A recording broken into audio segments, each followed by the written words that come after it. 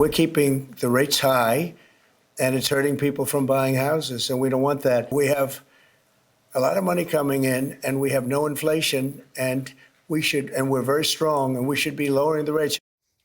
So Democrats and the media are eating crow over Trump's economy as 47 pushes the Federal Reserve to lower interest rates after a blockbuster GDP report. The U.S. economy rose at 3% from April to June, far surpassing expectations.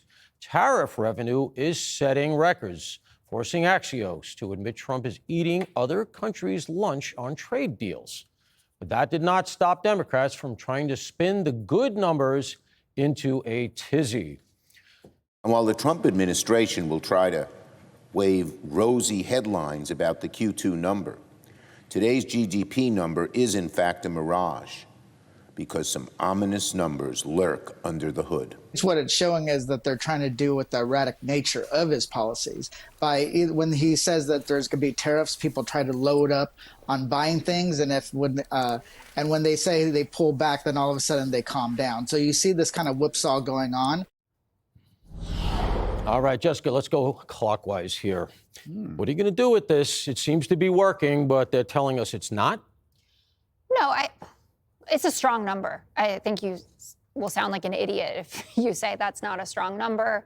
When we have strong numbers, we don't cut rates, which is what Powell came out and said. So we'll see what he does in September. He wants to look at the inflation numbers. But, when we were at 0.5%, you got up to 3%. That's obviously a good thing.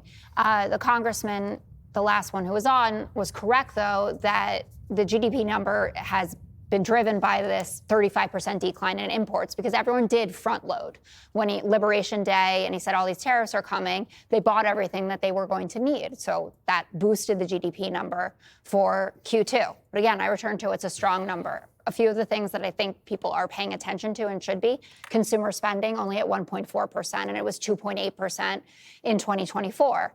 Business spending is down to 1.2% from 1.9%. And Donald Trump in the press conference was talking about lowering rates. People need to be able to get homes. Home building is really suffering in this, down absolutely massively, the whole residential investment sector. So that's my cloudy with a chance of meatballs. I don't know. It was a good number. That was a lot of numbers. Well, yeah. It's a GDP report. Jesse, I have to ask you, it seems to me 3% is a good number. And this, you can look, lies, damn lies, and statistics. What is it that we're not getting that is so terrible here? I don't see it. Looks Jesse, to me like who are you texting?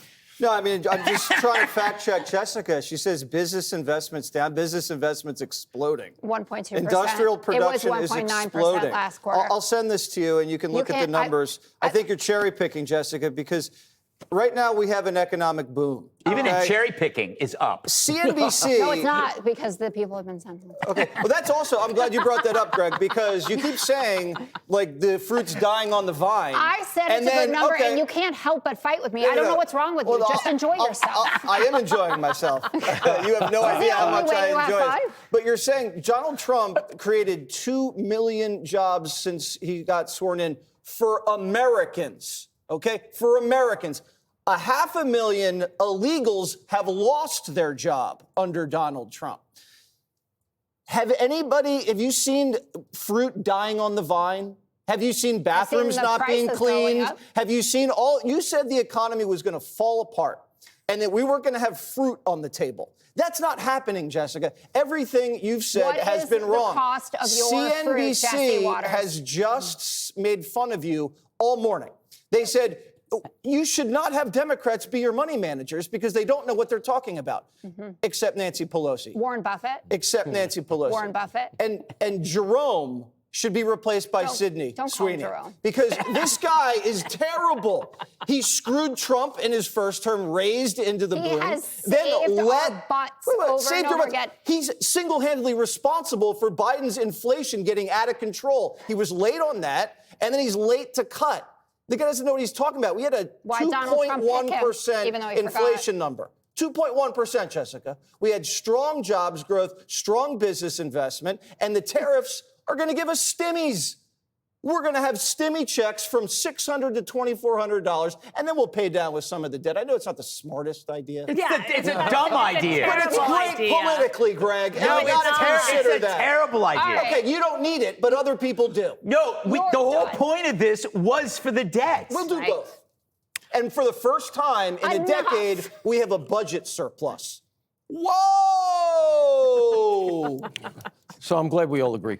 Dana, all right, they're giving us, listen, by now, from what I understood, the coasts were going to be underwater.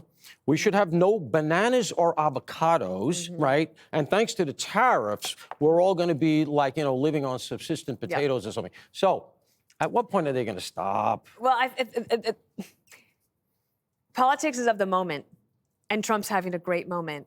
And the Democrats are stuck in this thing of like, we cannot get out of our own way. They keep stepping on a rake.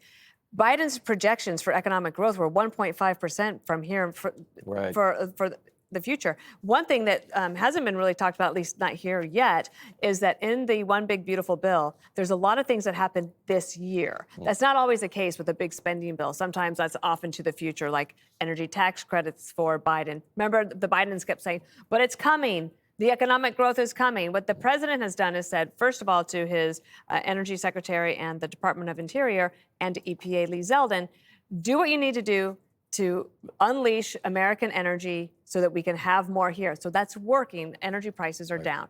I think I'm still in the wait and see mode on tariffs because when the tariffs were first announced, it was like 185% on this or that. And it was like, none of that turned out to be true. They're 10%, they're 15%. So I think that is still remains to be seen. But the economy is ready to roar, and it's going to roar this year. It's not well out into the future. So I think if Democrats, if they're not crazed and they're having a smart meeting, can sit back and say, what can we do to possibly get in front of this? Because President Trump's good economic news is probably going to last for another year or so. The argument can be made that it all comes from energy. Trump makes that argument, and historically, that tends to be accurate. I mean, realistically, we have all this LNG, we have all this stuff now we're going to be selling to Europe. Energy is where it all starts, man, but we got to move on. Greg, I know you got to take on this. We were talking in the green room. Go ahead. We sure were. What were we talking about? I thought I was Sydney talking Sweeney. to you. Yes, we were. She should run the Fed. She is well fed. I mean, she's curvy. I'm going to get myself out of this somehow. They keep repeating the same mistakes, the Democrats, with this sort of thing, and I hate beating them up on it, but I'm lying. They don't understand life. I think they've become so used to how easy it is just to make a brash statement and not have to back it up, that's all that life is like instant gratification, no pain. But they forget that the recipe for a successful life is some short-term pain, some risk, followed by long-term benefits. So they won't actually be patient for Trump will do this and they won't wait for the benefits. They'll just say the whole world is going to end, mainly because it's wishful thinking, but also because they don't understand how things work. Scott Adams, I haven't mentioned him in a while. He made a great insight. Trump realizes that if a problem doesn't go away, you simply monetize it. So if we can't stop this war, a war that we're sending arms to, well, let's get paid. Global trade, oftentimes not fair to us. Let's throw a price tag on it. Look at the campuses. Like you can't, you could throw up your arms about the anti-Semitism on Columbia and Harvard. No, he says, let's just bill them. Talk about justice, Jessica.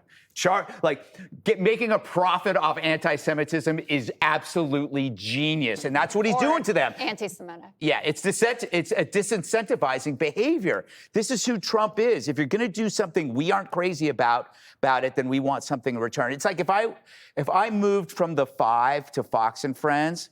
Well, in my negotiations, I would factor in having to get up at 3 a.m. and working with Brian Kilmeade. So I would monetize that. That's what Trump does with everything.